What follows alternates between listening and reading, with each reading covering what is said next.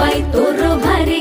दिसते भारी गणपतीची स्वारी अन आला धादिस मामाच्या घरी मालवण चिपळूण सावंतवाडी माझ्या कोकण गावांचो दिमाग भारी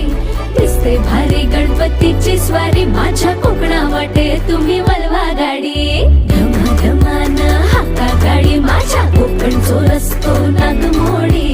कारी न येवा बशी न येवा नाही तर सुसाट आगीन गाडी